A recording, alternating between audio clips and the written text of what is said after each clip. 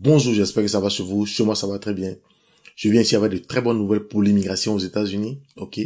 Hier, 20 janvier 2021, le 46e président des États-Unis a été investi, le président Joe Biden, avec sa vice-présidente. Ok. Et comme ils avaient dit, dans les 100 premiers jours, ils allaient travailler sur leur politique d'immigration et certains autres sujets. Ok. Mais ici, je vais vous parler des choses qui vous intéressent, des choses qui concernent l'immigration aux États-Unis. Le président Joe Biden a signé des proclamations, des executive orders, ok.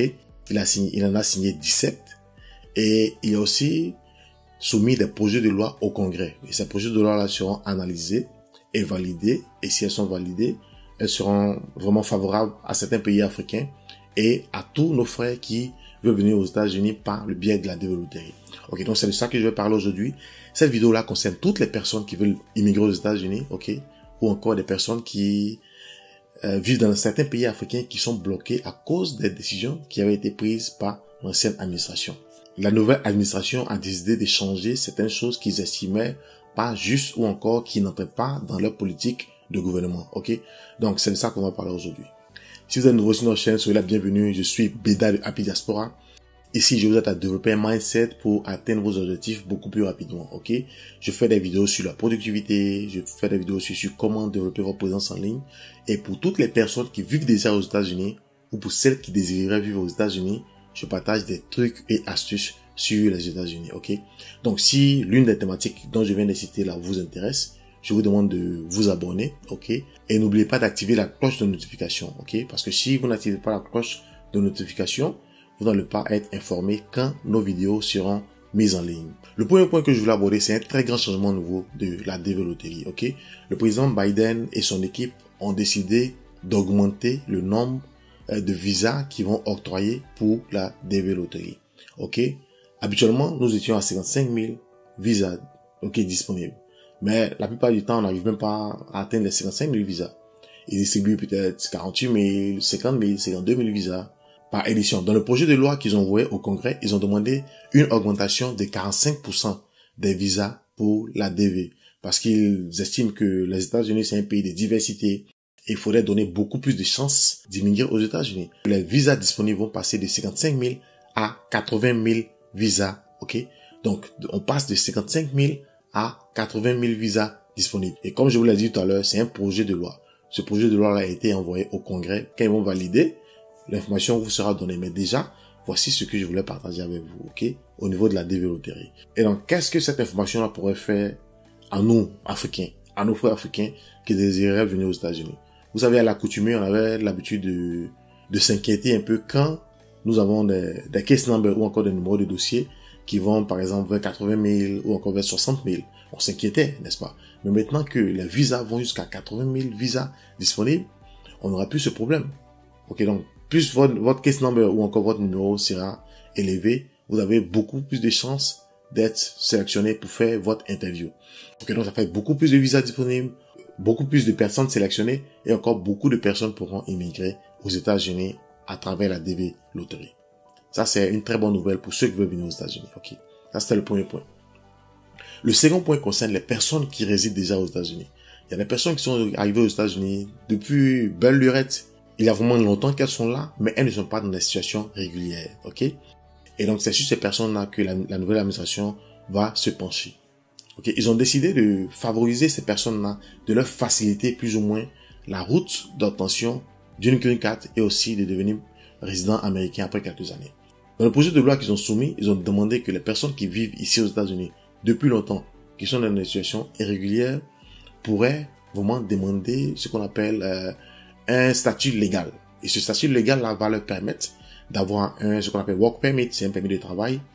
Donc ces personnes-là pourront travailler ici aux États-Unis légalement, ok? Et également, elles pourront avoir tout ce qu'on appelle Social Security, tous les documents administratifs pour travailler ici légalement, ok? Et ces personnes-là pourraient aussi plutôt aller en voyage, sortir des États-Unis, revenir aux États-Unis sans aucune difficulté. C'est ce projet de loi qui a été soumis, mais c'est pas tout encore pour ces personnes-là. Dès que ces personnes-là, après 5 années, si elles restent aux États-Unis, si elles travaillent, si elles payent les impôts, et si elles sont correctes, si elles sont dans des situations régulières, après 5 années, elles pourraient faire une demande de permanent résident. Ce qu'on appelle la green card, ok? Elles pourraient faire une demande pour avoir leur green card. Ok, donc après 5 ans, quand ils auront la green card, après possession de la green card, 3 années après, elles pourraient avoir leur nationalité américaine. Ok, elles pourraient faire la demande et passer les tests d'anglais et les tests d'éducation civique pour avoir la nationalité américaine. Donc environ au cours de 8 années, elles pourraient être américaines. Mais déjà, la chose la plus importante, c'est que si cette loi a été validée par le Congrès, elles peuvent travailler légalement et sortir et venir aux États-Unis sans difficulté. Ok, ça c'était le deuxième projet de loi qui a été envoyé au Congrès pour validation. Maintenant, le troisième projet de loi, il est vraiment important. Il est très intéressant. Quand je l'ai lu, je souhaite que les gens le valident pour aider nos frères qui vivent aux États-Unis. Quand vous faites, par exemple, une demande de visa pour un membre de votre famille, pour votre enfant qui vit peut-être à l'étranger, ou encore pour votre épouse qui vit à l'étranger, vous connaissez simplement l'histoire. Quand j'ai fait la demande de visa de mon épouse, ça a duré 3 années. Mais maintenant, qu'est-ce qu'ils ont décidé de faire? Ils ont décidé de réduire les délais de traitement des dossiers. Parce que ça dure trop. Par exemple, si vous voulez faire la demande, si vous voulez faire venir par exemple votre père, votre mère, ça peut durer 3, 4, 5 années. Ok? Donc, ils ont décidé de réduire ces délais-là. Qu'est-ce qu'ils ont proposé?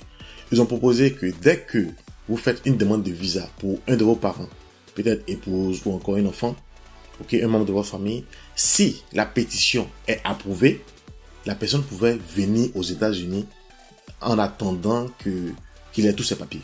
Je veux dire quoi?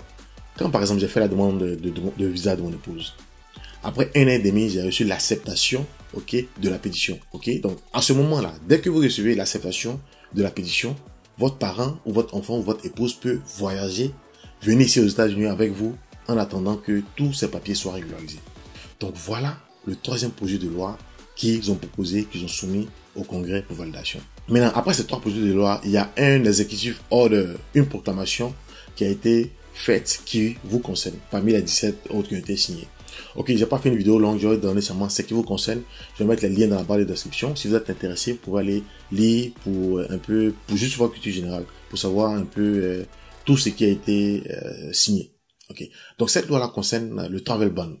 Quand je parle du travel ban, je ne parle pas du Covid, de la restriction qui a été mise en fonction du Covid. Ok, donc avec ce travel ban-là, il concerne certains pays qui ont été interdits d'entrer aux États-Unis. Et donc l'administration du président Biden stipule que les États-Unis, c'est un pays laïque. Et donc on ne doit pas prendre des décisions en fonction de la religion ou en fonction de certaines discriminations. C'est ce qu'ils ont écrit dans le document de la Maison Blanche. Ok, donc ils ont décidé de lever le travel ban des pays musulmans et de certains pays africains. Ok, et en plus, ils vont un peu plus loin. Ils disent que si, par exemple, quelqu'un a été refusé un visa parce qu'il vit dans un de ces pays-là, le visa pouvait être réexaminé. Ok, la procédure de visa pouvait être réexaminée pour voir si on pouvait attribuer, ok, le visa à la personne ou pas. Les 3 premiers sont des projets de loi et le dernier sur le travel ban, c'est un executive order. Ça veut dire qu'il sera appliqué automatiquement. Il a même demandé au secrétaire d'État de voir avec les ambassades, de voir comment il pourrait analyser les dossiers de ces personnes-là pour que ces personnes-là puissent venir aux États-Unis. Ok, voilà l'information que je voulais partager avec vous. Je vais récapituler rapidement. La première bonne information, c'est au niveau de la développérie. La développérie va passer de 55 000 visas à 80 000 visas disponibles. La deuxième information, c'est pour les personnes qui résident déjà aux États-Unis, qui sont dans des situations illégales. Ok, ils sont en train de voir comment faire, ok, pour régulariser ces personnes-là, pour que ces personnes-là puissent travailler déjà ici aux États-Unis. Et ensuite, après 5 années, si elles payent les taxes, si elles sont dans des situations régulières, elles pourraient avoir une green card. Et après 3 années, elles pourraient être citoyen américain. Donc après 8 ans, ces personnes-là pouvaient passer de situation illégale à une situation pour devenir américain. Ok. Le troisième point, c'est au niveau du délai du traitement des dossiers. Ok, les dossiers durent tellement. Ils ont décidé d'abord de réduire le délai du traitement des dossiers et ensuite de faire venir le parent, okay, ou bien la personne que l'on sponsorise aux États-Unis dès que sa pétition est approuvée. Donc voici les 3 points que je voulais partager avec vous. Et puis je vous rappelle également que le travel ban pour les pays musulmans ou certains pays africains qui a été mis en place par l'ancienne administration a été annulé. Ok, je vais mettre tout ça dans la barre de description pour faire un tour, lire, ok, pour votre culture générale. Ces informations-là, je ne pourrais pas les garder pour moi, raison pour laquelle je fais ce partage. Et donc, si vous sentez qu'il y a d'autres personnes qui peuvent être intéressées par le message, je vous demande de partager. Ok, vous partagez la vidéo et puis aussi n'oubliez pas de mettre un like. Ok, donc au fur et à mesure qu'on aura les informations, on va faire des vidéos pour vous informer. Donc si vous n'êtes pas encore abonné, abonnez-vous et j'espère que ces informations-là sont les bienvenues. Donc c'est ce que je voulais partager avec vous. Portez-vous bien et passez une bonne journée positive. Bye.